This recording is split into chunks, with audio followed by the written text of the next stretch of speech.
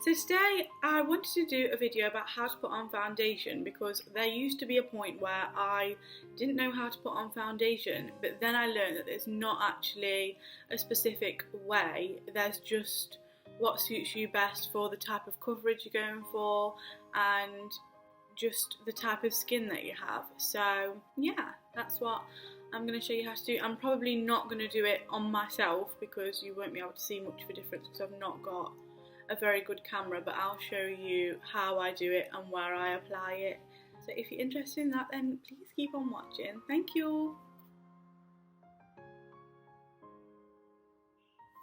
So I'm going to start off and show you guys which brushes I use and which beauty blenders I use. To start off with, I'm going to show you guys the RealTechniques foundation brush. It's the pointed foundation brush, it's quite a small one.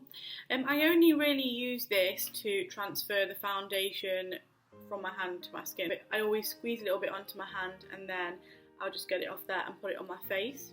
I only really apply it in this area, so 80% of my foundation goes in this area because that's where all my redness and stuff is, and then 10% here and then 10% here and going downwards to blend it out and make sure not to miss out your ears. Makes a big difference in pictures. So I don't use this brush to blend. I feel like it doesn't give you a very skin-like finish if you only use this to apply it. I always used to use my fingers, but now I'm kind of liking using different things as I go along. So this is number one. You can try all of these out and just see what suits you. You don't have to do it the way I do it. You can find whatever fits you best. Another new find that I'm really in love with is this Zoeva 107 buffing brush. It's really thick, it's really soft. I do feel like this one sometimes dries out my skin a little bit, but that's why I just mainly use it either in my T-zone or use it when I'm on holiday or when it's quite hot and I have like a sweaty, greasy face. The best brush ever. If you've got this brush, you can use this instead of the Zoeva 107 to buff in your foundation, but I use this to powder my face. We all need a beauty blender, I think. Since they've been out, there's been a craze about them and they're definitely worth it. I either use this damp to get a dewy look if I've got dry skin, or I've started to use this one a little bit more, but that one's a bit more tough. It's a bit harder and not as squishy as the other one, so I feel like I really have to work into that one. One thing also not to forget when you're using a beauty blender is to always dab. Try not to rub. If you rub it in, it's not going to work, and especially if you've got dry skin, it's going to make it quite gritty. So yeah, I do it in the order of this brush, then this brush, just in my T-zone though, and then a damp beauty blender because I love a good dewy look. Primers are essential. They make your makeup last long and they give you a better, more flawless finish because it eliminates your pores and just generally give you a better base to work on. My two favourite ones are Brightening and Tightening and Smashbox Photo Finish. One thing I'd say that doesn't really work for me, so a little tip, is I don't like to mix my moisturiser and foundation. I don't think you should ever put foundation on the way you put your moisturiser on, because you rub your moisturiser into the skin because you want it to penetrate your skin and to moisturise it, because that's what it's there for, whereas foundation is just a cover up, so you don't want to rub that into your skin the same way you do moisturiser. So I personally prefer not to mix my foundation and my moisturiser to create a BB kind of cream or a tinted moisturiser, because for me, because I've got dry skin, it gets a little bit gritty and it like separates and it's just, it doesn't work. It doesn't work. These two. They both give me a moisturising and dewy finish. I'll show you what they look like out of the box. This.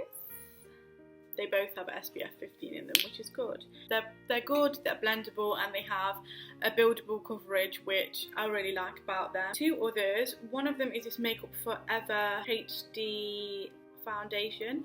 I feel like this is really good for pictures, but it does dry my skin out a little bit, so I tend not to use it all the time, but sometimes I mix these. Sometimes when I want a good photo finish, and then some moisture in there. Ooh, some moisture in there, and mix these two together. It's all about really just mixing and matching whatever's best for you for the event or the skin type or how you want to feel that day. If it's winter and you don't want to feel dry, then you'd want to use a moisturising foundation. Last one is L'Oreal Paris True Match, which is very popular. I use it in the colour Honey. It's pretty cheap and cheerful, as foundation is one thing that I like to invest a fair bit of money in because I think it's important. Really, really, really is just as good as my other ones. It's moisturising, it's got a good coverage, it's what I'm wearing today, and it just does the job nicely. I like that one. So on an average day, if I were to put on my foundation the same way I did today, if I was going for something like L'Oreal Paris True Match foundation, I would put a little bit on my hand, a nice little bit there. This is for an average day when you don't want a full coverage, you just want a light coverage that makes your skin look like skin but a little bit more life in it. So you just take it off there and then you apply it mainly across your nose, under your nose because you can get redness quite a lot there, and across. You want to get under your eyes